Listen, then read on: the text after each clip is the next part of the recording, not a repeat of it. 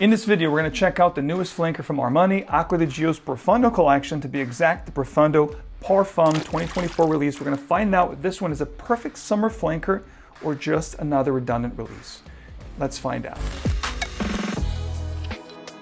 Welcome back to another video. 𝗥𝗿𝗄𝗏 here. If you do love to make a great and lasting impression, smelling good is a great way to start. Today we're going to talk about the newest flanker from Acqua di Gio, from the Profondo line of fragrances. This is going to be their 13th flanker and the 4th iteration in the Profondo line of fragrances. This, of course, the newest Profondo Parfum. Looking at the box, metallic blue, silver appointments, Parfum right there. Very common to the Profumo line. You have your batch code here that should match your bottle. Batch code right there. The bottle is not going to be that matte finish that you got with the original Profondo, for example, or the 𝗙𝗏𝗏 release that subsequently is replacing the original Profondo. This is going to be a shiny, glossy kind of a finish. It goes from darker to lighter. The cap is going to be blue metallic as well, and also magnetic, which is a new thing.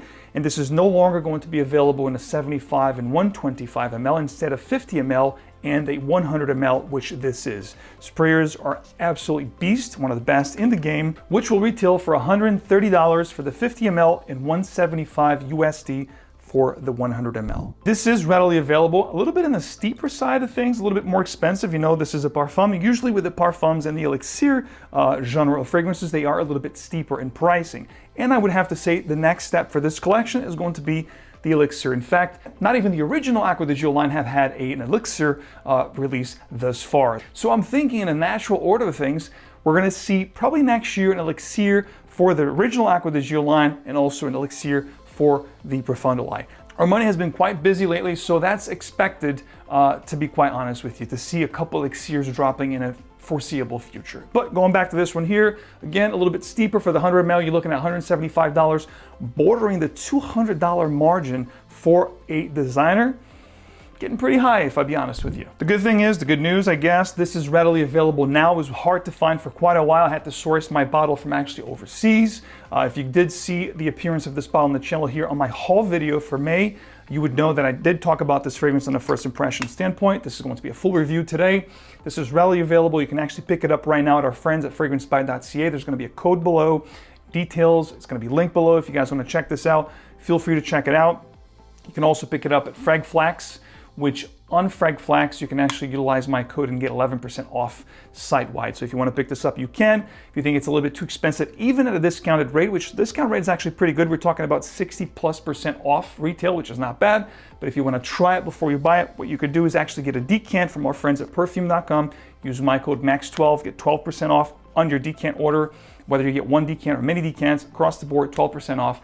Wear on skin, make sure you love it before you commit to a bottle, should you want one. So let's talk about the smell. How does this smell? Opens up, refreshing, bright, zesty, just like you would expect with all the Acqua di Gio's, flankers and iterations within this collection. These are going to be aquatic scents, very easy to wear, bright, effervescent, sparkly, amazing for all types of settings and scenarios. Versatility is the key word here. These are really fine fragrances. It all depends on your taste.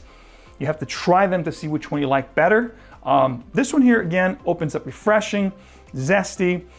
The only difference that I would say between this one here and all of the other Acqua di Gio Profondos, I'm not going to really compare this to the original line, but the Profondos, this is going to be greener, definitely sweeter. As soon as you spray this, it's going to greet you with that sweetness that you're going to be like, wow, is this really a flanker of the Acqua di Gio's? Yes, it's going to have the same scent profile, the aquatic, ozonic, sweet, zesty, that mandarin orange, that citrusy vibe. It's going to be here from beginning to end. However, you're going to get a sweeter, amplification or upgrade, if you will. This is going to be the sweetest of all the Profondos, and dare I say, the sweetest of all the Acqua di Gio's thus far, which for some people could be a good thing. It's also good to mention here that when you compare the new Parfum with the 𝗙𝗏𝗏𝗏𝗏, the OG, or any other, or Profondo Lights for that matter, they have taken away that minerality that you found common with all these fragrances. That sea breeze, mineral, kind of a almost salty vibe that you got with all the other Profondos. The marine feel, sweet and a little bit zesty, but also dry and salty, has been taken away from this fragrance. This remains quite greener, sweeter, deeper, richer, and a little bit slightly darker than all the other Profondos. This is not going to be as sparkly, as effervescent as the other Profondos alike. So this one goes a little bit into a different direction, remains, still keeping and remaining with that profile, that scent structure, but going into a deeper, darker, richer, and sweeter aspect and profile.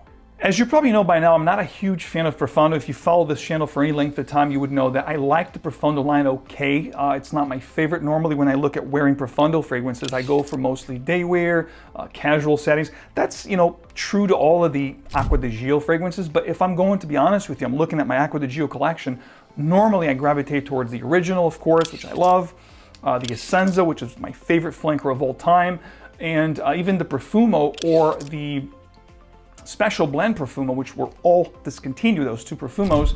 Those are the ones that I normally gravitate towards and wear the most if I'm going to wear an Acqua di Gio, to be honest with you. The Profondo line is a line that I don't particularly gravitate towards.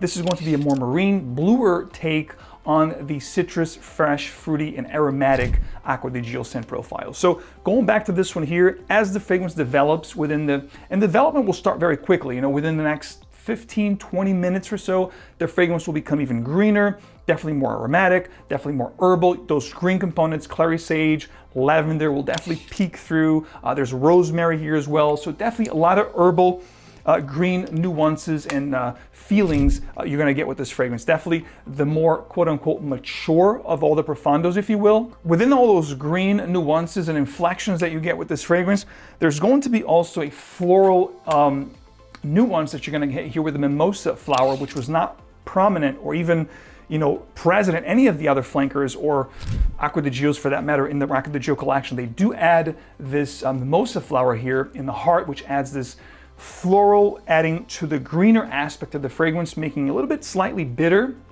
and also slightly powdery, but also adding this sweet, dusty at times, honeyed kind of a facet to the fragrance, adding to that sweetness effect that I talked about from the beginning. So definitely the sweetest of all of the different Acqua di Gios, and definitely having that floral, dusty, slightly powdery nuance to the scent, which is very unique to this line at this point.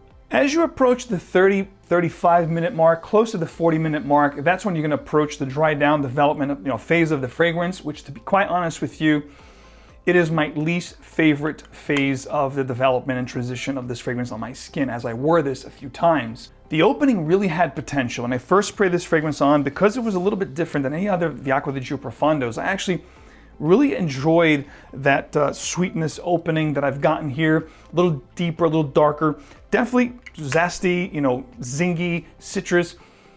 But going into a different direction, the opening here, I definitely liked it more the OG. I liked it more than the Eau de Parfum Profondo. So it had a lot of potential for me. I was like, wow, I'm really liking this. When I sprayed on, I was like, wow, this is something else. It's deeper, richer, sweeter. Maybe it's going to be a great alternative to the Acqua di Gio for evening wear, nighttime, dresser situations, a little bit more refined, if you will, take on the Acqua di Gio line. However, that fell flat within the 35-40 minute. Sad to report, it became very uninspiring, very disappointing, quite honest with you. It became flat. Within 35-40 minutes, it became flat, became this dry down that was very, slightly powdery green, dry patchouli, with some woody inflections, and the sweetness, even the sweetness, really toned down quite a bit. And you did, retain that green mandarin citrus zesty kind of a feel. To be honest with you, I really enjoyed this fragrance from the opening into the heart, and then the dry down became very uninspiring, very flat. So I really enjoyed this fragrance between 40 and 45 minutes, which is disappointing. The word here, disappointing. It's a release that I definitely expected more, and I was very excited and very hopeful. The beginning here, the opening was very impressive. It had potential, but then when I get into the dry down, it's like, oh, okay, that's a little bit of a meh kind of a release. So how it compares to all the other Acqua di Gios in the collection. And by the way, if you guys missed that full review on the Eau de Parfum, which is replacing the original Profondo, go check out that review. I did that for you, I want to say maybe a month ago. I'm going to pop that up here, and I'm going to link it below as well. So if you guys want to check that review, you can. But I can tell you right now that this, in comparison to all the other Profondos, is going to be the darker, the sweetest, definitely the most powdery of all of them, perhaps a little bit more mature. It sits very close to the skin though. It's not going to be great in projection. We're going to get into performance very soon, but overall, like I said, potential in the opening. Definitely the most unique and rich and darkest and sweetest of all the different Profundos. And even looking at the whole Acqua di Gio line of fragrances or family of fragrances, definitely the sweetest one, unless you're going into the Absolute Instinct, which I don't know, I think those have been discontinued. But those were the sweetest ones, the most playful, youthful ones for youngsters out there. This is gonna be a little bit more mature, sitting closer to the skin. I would say dresser situations, evening attire type of scenario, but not as great as I was anticipating. So yeah, it's definitely, when comparing to all the Profundos, my least favorite at this point, I would say. And, you know, looking at the whole family of Acqua di Gios, it would sit at the bottom for sure in comparison. This is not something that I'm really impressed with. Here's the thing though, guys. This is not a bad scent. It doesn't smell bad.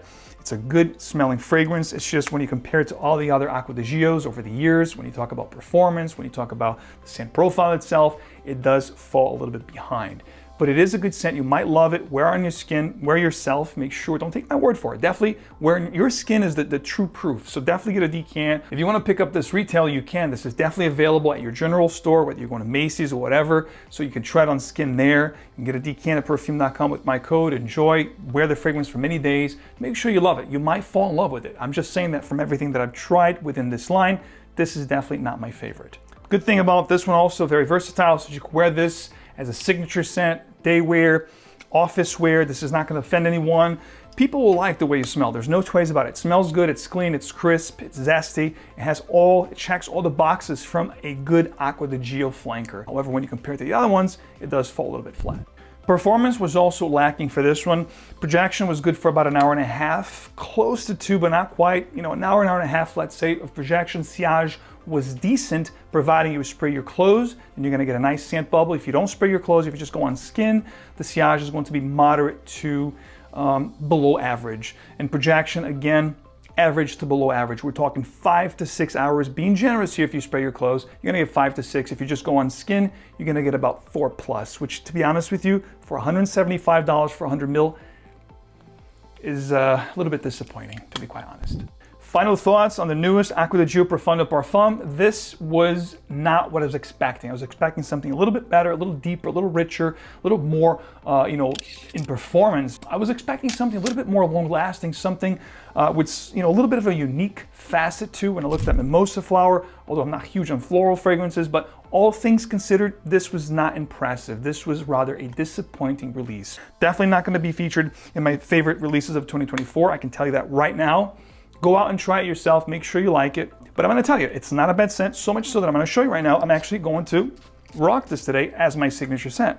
It's not going to be a bad fragrance. It's just, like I said, when you compare it to all the other ones within this wheelhouse and genre of fragrances, there are other things that I'd rather wear. But it's not a bad smelling scent whatsoever. But my overall thoughts on this one, disappointing or unimpressive release, and I was expecting more. I went into it with high hopes and kind of fell flat. Especially, like I said, the opening is amazing.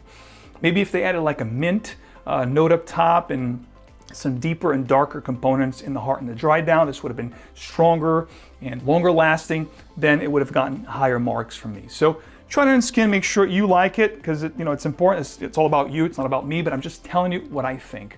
As always, guys, if you do appreciate this video, if you do appreciate what I do here, keeping you in the know, be sure to leave a like, subscribe for more, hit the bell, hit your notifications so you get these videos straight into your feed. And of course, I will see you right back here with another video very soon. Take care.